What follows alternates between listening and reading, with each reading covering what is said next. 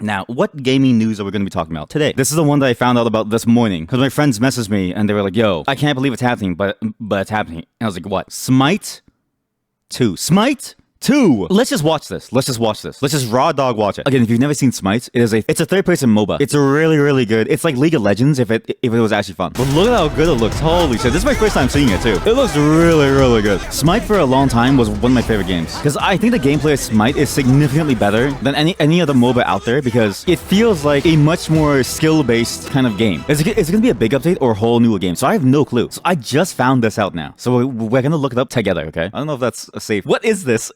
Shorts remixing this video. Why are these shorts remixing this video? What is this and what is this? These are not Smite videos. Okay, I'm gonna click on this, okay? I'm gonna click on this and see what this is. They used the song from the video to make this video of them cooking. That is the most narcissistic thing I've ever seen before. You bet that they'll do it like Overwatch 2. I hope they don't. Wait, there's a keynote. We can watch this keynote now, actually. We've spent 10 years together in Smite. 10 years? Oh, like 10 years playing Smite 1 together. Okay, I thought they meant 10 years making it. I was like, hey, this game might be a wash. Do you hate Valve for what they did to CSGO? Yep. So for context, CSGO is now gone. It's CS2 now. And that's fine, but for CS2, you lost content. You lost mods. You lost a lot of different things that, you know, mechanically made the game what it was. It's actually a very different game now compared to CSGO, which is weird. I hope that doesn't go this way or that way. Something more beautiful than ever before. This isn't just a slightly larger than normal season. It's not a balance pass that we're calling. It's not a balance pass. This is a true sequel to Smite. It's got the depth of strategy and tactics that you can only find. Okay, that's not the part that I care about, right? If the gameplay is the same, just say that it's the same. What happens to my skins? Do I get to still be Optimus Prime? And rest assured that Smite 2 is a competitive game that rewards your time and your skill. How about my wallet? Smite 2 is Do amazing. you reward me buying the Transformer skin? There are so many crossover skins, and I have a few of them. I hope to God that they're not gone. You don't play MOBAs, nor do you like them, but Smite is the only one that you have some respect for. Yes, they're one of the few MOBAs that are trying to innovate in the space. Most MOBAs tend to be very samey. There's a lot of interesting things that they do with the gameplay elements. They also went with actual god lords from actual Legends too. So the gods themselves have a lot of research put into like who they are. They translate them very well into their gameplay counterparts. It's like the kind of fantasy that is much more risky to like do because like you need to do it perfectly or you're going to get a lot of detractors against it. Naturally, Smite 2 has a diverse roster of gods. Some are reimagined with new abilities. That's right, Ymir's wall now knocks up enemies. I like that they added some new gameplay elements to it, actually. Thinking about it more, I was like, I wasn't really sure. But to go from like a Smite 1 to a Smite 2 without any gameplay changes would kind of feel like weird, right? So for something to warrant the sequel title, you have to do something with it. Kind of like how CSGO went from CS2 and became worse. Like, yeah, that's like pretty good, right? At least they changed the gameplay and they made it warrant like a number bump, right? Smite 2 is our chance to go back, take all the learnings from 10 years of making Smite into one of the most successful multiplayer games of all time.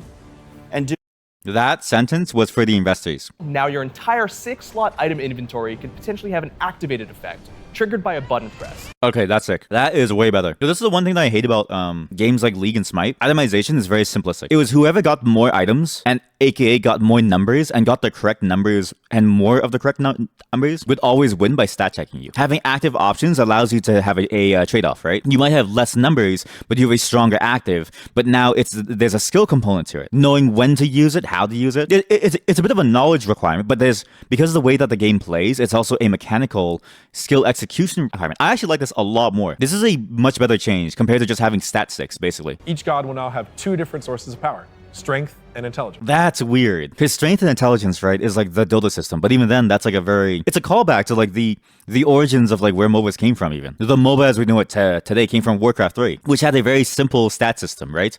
Your primary attribute, which could be strength, agility, or in intelligence. And then your secondary stats were whatever wasn't primary, and all the stats gave you certain stats. It seems like here it's even more simplified, and it's just a different name for physical and magical. It seems odd. Different abilities within each god's kit will scale differently. Face Punch Ymir with crit is back. Hunter Hunters that used to do it all like Kernanos now will need to build int in order to increase damage on certain abilities, like his polymorph. It's still basically the same though. Exactly. That's the thing that like gets me confused, right? Is like if it was more complicated, like in Warcraft 3, where like agility gave you attack speed and armor, and strength gave you HP and HP regen, and intelligence gave you mana and mana regen, then I can see a case for it. But in this case, the way that he just explained it was, we have renamed physical power to strength, and we have renamed magical power to intelligence, and every skill scales with both stats, the same as it was before. But the main difference I think that he would want to like get at was that any god can build any item now. So before, items were role locked. So as certain gods, you couldn't buy certain items. Ymir, you couldn't buy crit items. It just wasn't possible, right? The game locked you from buying crit items. It let you buy quite a few items that span different roles, right? You got to be like a tank or a magical damage dealer, but you could never be a crit god. I think that's the main thing that they want to point out. But yeah, the strength and intelligence distinction doesn't really matter. It's just the same thing, and the scaling seems to be the exact same because some abilities are already scaled like that. So what's the difference? I don't know.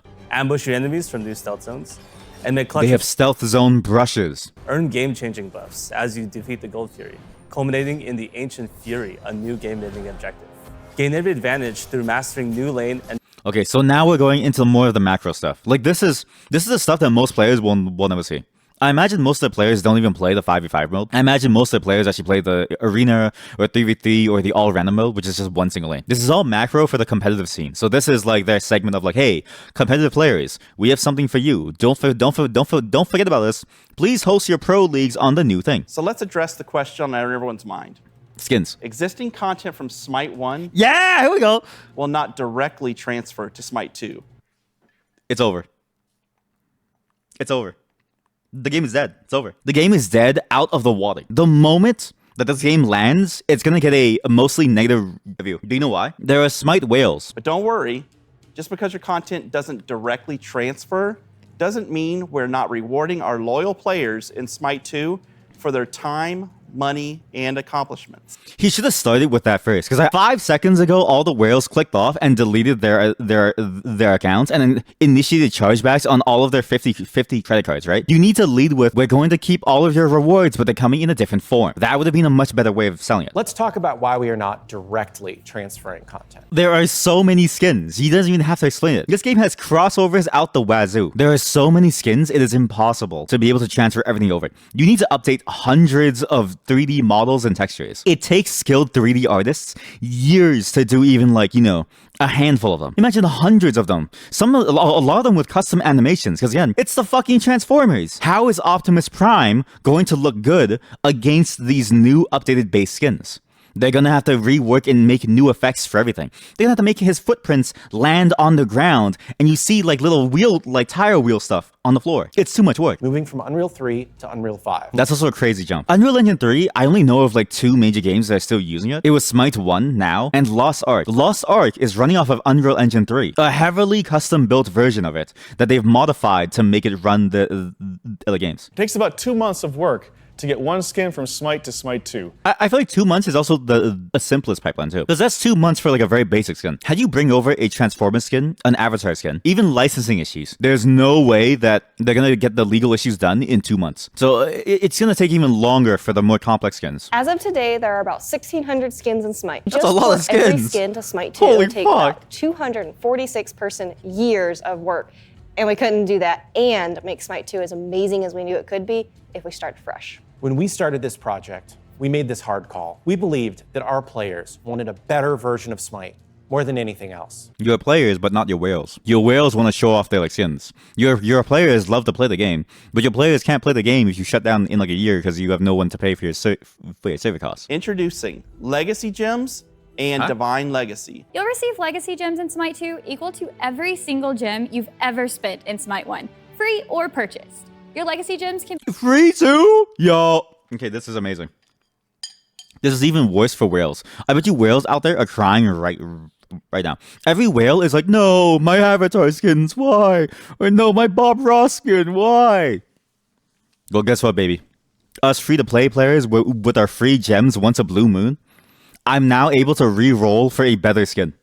Because I used those free gems to buy shit skins early on, like a recolor of like Callie. to make it silver. Be used to pay for 50% of most in-game purchases. Only 50%? Okay, I'm sorry. You've already spent full price on the base game, on the first game. So why can't you just reuse them? It seems weird to me. Like, I get they have to make money, but at the same time, it's like, they made this decision. This is gonna piss off a lot of people, I feel like. Giving you the equivalent purchasing power to the gems you already spent in Smite 1. But it's not the equivalent, because you can only use legacy gems up to 50%. So if you spend $100 on a founder pack, you get $200 worth of gems. But you still need to buy $400 worth of stuff to use all 200 gems. So you still have to spend another $200 to make use of your gems, otherwise they just sit there forever. You have to spend $200 more to spend your $200 worth of gems, $100 of which was a free, like founders pack gem, and $100 of which was just the base value. They want to minimize the amount of backlash as much as it can, right? The whales account for a lot of money in their, finances. And like the whales are basically the ones financing the entire game. Regular players that play the game with their friends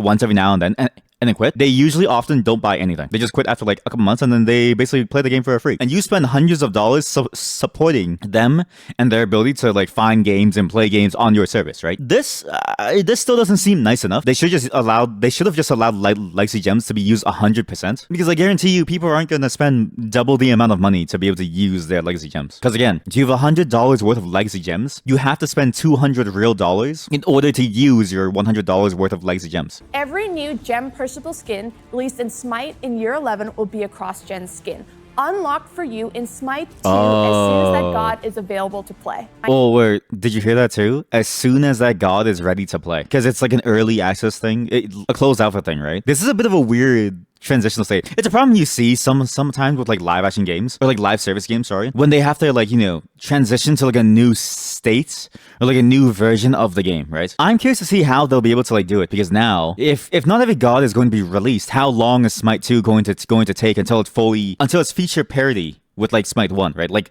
how long is this going to take? How long can you play Smite 1 for? And if you have that, and Smite 2 has new gameplay that isn't going to be on Smite 1, what's the point of ever playing Smite 1 or Smite 2, right? Like how do you decide which one to like play? In a way, as much as I hate the way that Valve handles CSGO to CS2, if you do a CSGO to CS2 style like hard cutoff of a sequel well, right? Then what you end up with is a lot less confusion and a more unified player base. Your player base isn't all of a sudden split in like half to play two different games like it will be for Smite 1 and Smite 2. And that's assuming that more players will go towards any game. I imagine most players will stick to Smite 1 after the heyday of Smite 2, because again, not every god will be fully released like they hinted at. We've put together a rundown at Smite2. This FAQ is not going to answer the biggest question of why play Smite 2 when Smite 1? Why would I want to lose my Bob Ross skin just to play another game that isn't finished yet? This is going to be a disaster. I actually think that this might be a disaster.